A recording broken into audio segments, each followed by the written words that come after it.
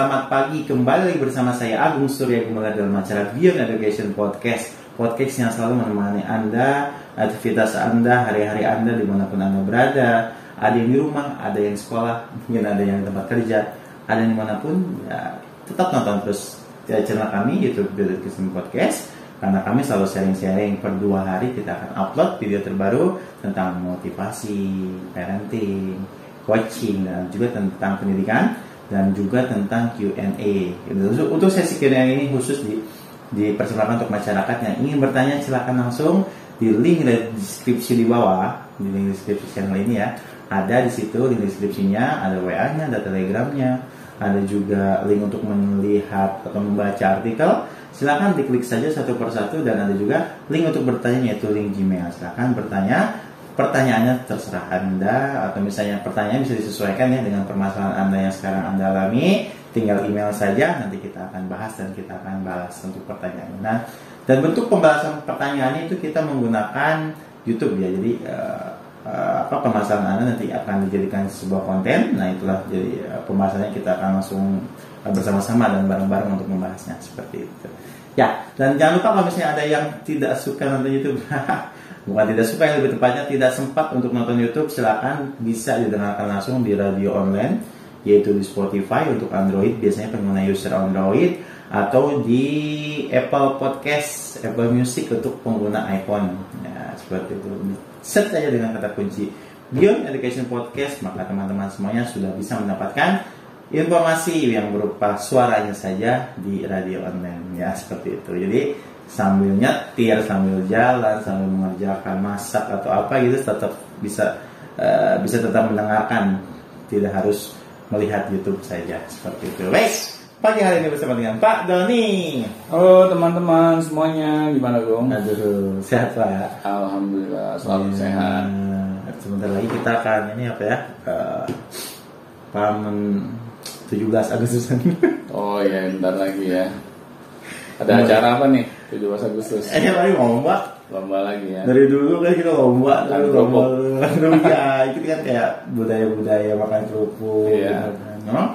Disitulah kita belajar juga gitu kan. Iya, pastinya. Bagaimana sih perjuangan gitu kan. Iya.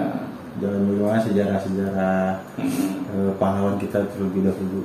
Iya. Kemerdekaan itu sebagai bentuk pembelajaran gitu. Iya, pastinya. Dan sebenarnya belajar itu yang bagus yang kayak gitu ya Pak, yang bisa dipahami, yang bisa dilihat langsung konteksnya gitu. Maksudnya ada terkadang kan banyak salah tafsir tentang belajar ya Pak. Iya, iya. Kita tahu yang belajar itu sekolah aja. Iya.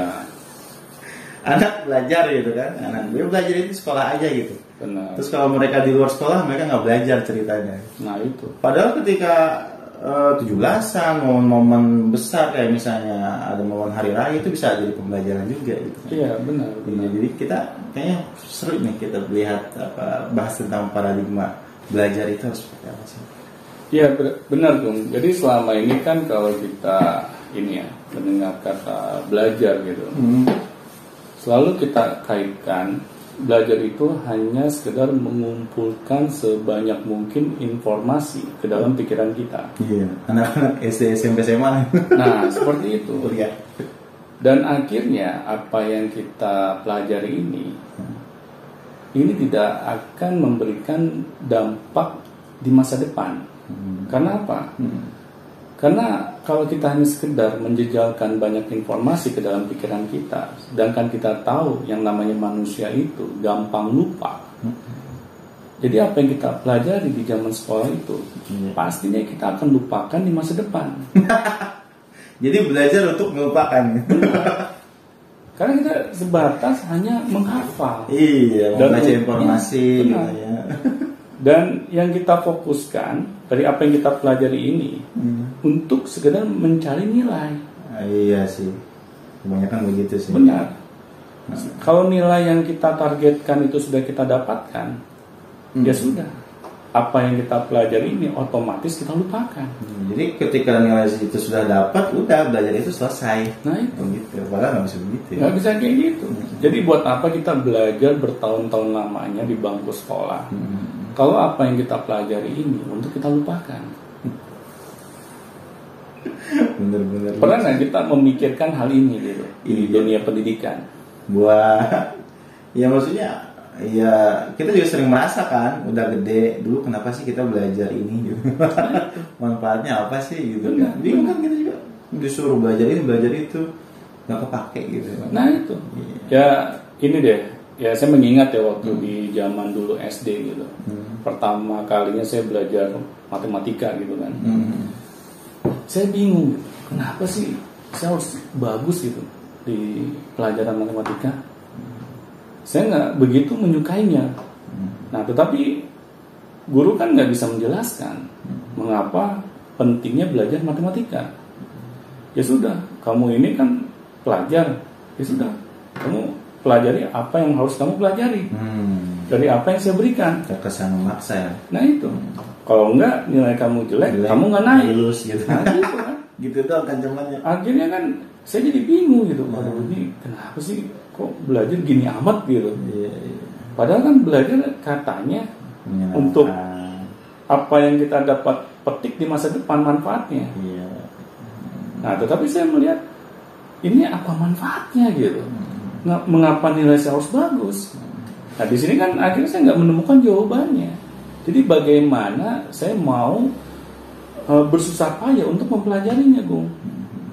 Nah, akhirnya kan metode belajar yang seperti ini terus dilanjutkan gitu. Selama di bangku sekolah. Jadi wajar gitu apabila anak-anak itu paling sulit mendengar bel masuk sekolah. Karena mereka trauma dalam belajar itu. Nah itu, karena mereka merasa, aduh kok saya udah nggak suka pelajaran ini, tetapi kenapa sih dipaksa ya? Iya, kenapa harus kita dituntut gitu? Nah itu. Bagus. Gitu. Nah berapa kali kan saya tanya gitu ya ke para guru, teman-teman yang saya kenal gitu, gitu. Yang sudah seusia saya ya. Kira-kira lo masih inget nggak apa yang lo pelajari di bangku sekolah dulu? Kebanyakan apa coba? Rata-rata jawabannya apa ya? Lupa. Iya kan? Percuma kita sekolah lama-lama ya.